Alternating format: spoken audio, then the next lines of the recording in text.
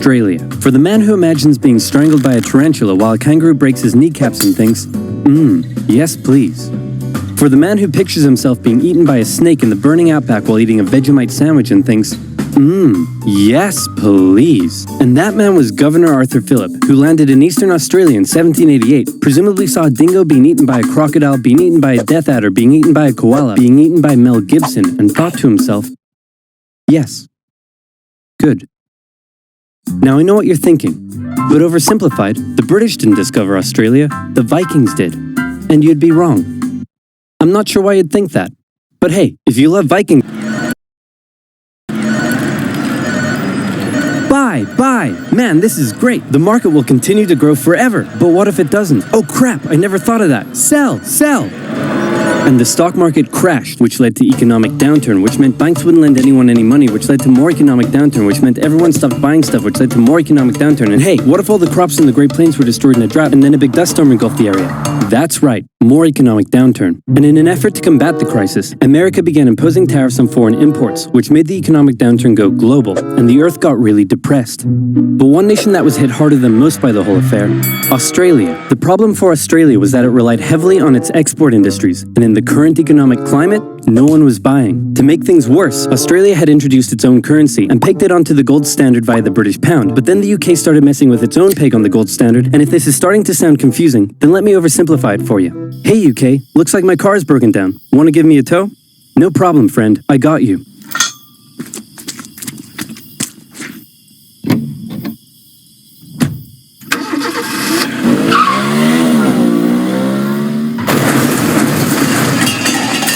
More economic downturn.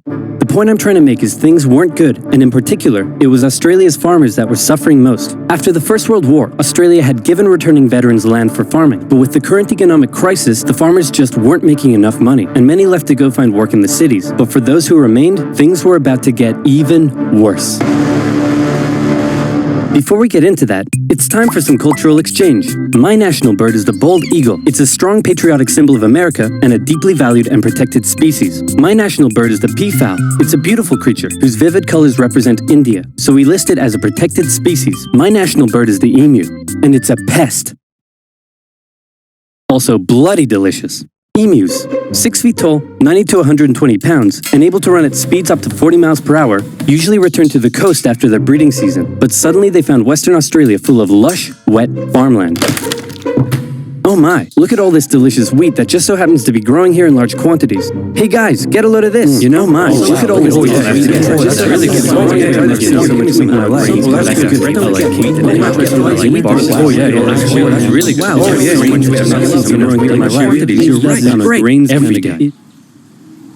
Hey, who left this big hole in the fence? Guys, get a load of this. Oh wow. That's what I am. Great. What a lovely morning for some farming. What? Those damned emus, they have it in for me. They're bullies. They're nothing but bullies. Calm down, Bruce. They're just animals. It's not personal. Hey, Farmer Bruce, where did you find that hat? The toilet? Yes. 20,000 emus cost the already struggling farmers millions more pounds in lost crops and damages. The situation couldn't continue like this. Something had to be done. So in 1932, the farmers turned to the government for help. You'd think they'd go to the Minister of Agriculture, but these farmers said no. This is a job for the military. So they went to George Pearce, the Minister of Defense. That's right, Australia was to go to war with the emus.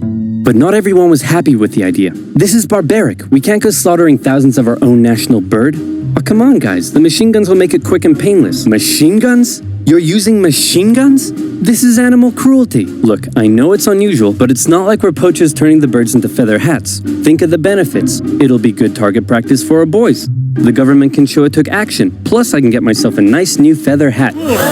Did I say feather hat? I meant I want to gather chat with you about getting you all some nice new feather hats. Did I say feather hats? I meant I want to wage terror at these emus and turn them all into feather hats. Damn it!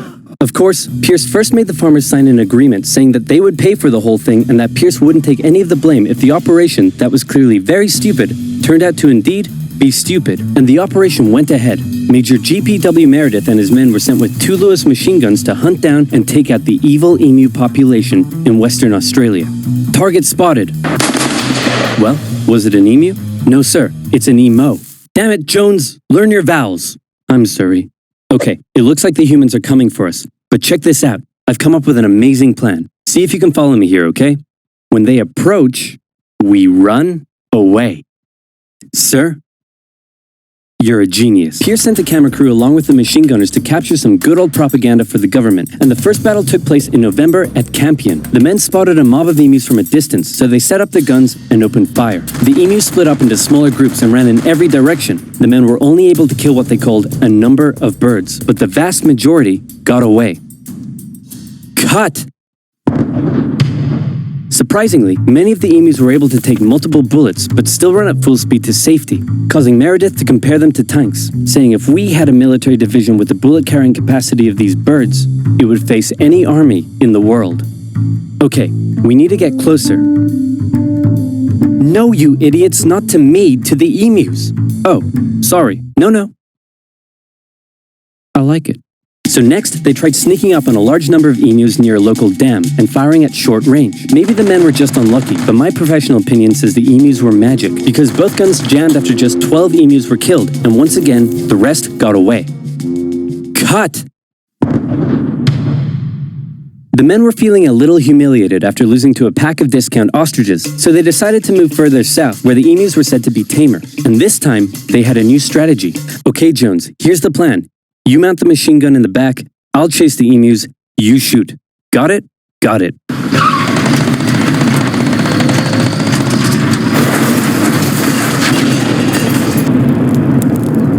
I'm gonna shove that camera up your... The operation was a fiasco, and the press had a field day. In Parliament, Pierce was lambasted, and an opposition party member suggested that medals should be handed out to the emus, who had won every round so far. Pierce, feeling quite humiliated, called the operation off, but 4 days later the farmers approached again and said, "Hey man, the emus are still eating all our crops. Can you send the army back out here?" And Pierce was like, "Yeah, okay." So the operation was back on for round 2. And this time Meredith and his men had learned the emus' guerrilla tactics and were much more successful, with reports suggesting the men were cutting down 300 emus every week. I hope you boys are getting great footage of this. What on earth are you filming? Despite the success, the media had lost interest in the whole thing. But with 1,000 emus killed, Pierce finally ended the operation and returned to Parliament declaring victory for the humans. So there were 20,000 emus out there destroying crops, and you've killed 1,000. Meaning there's still 19,000 emus out there. Yep, and in addition, you've burned through 10,000 rounds of ammunition. Meaning you wasted 10 rounds per confirmed kill. That's right. Yeah, I'm gonna go ahead and call this one for the emus.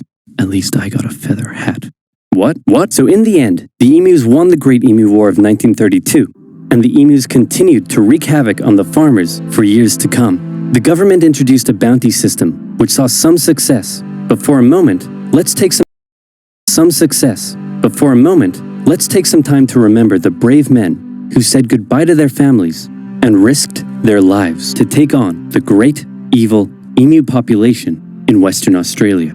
But even more importantly, let's think of the friends they made, the bond they created, and the memories they shared. Take me home to golden fields and sights of days gone by. It's where the heart lies with stories on... Hey, guys? I solved the emu crisis. Really? How? I just made some better fences.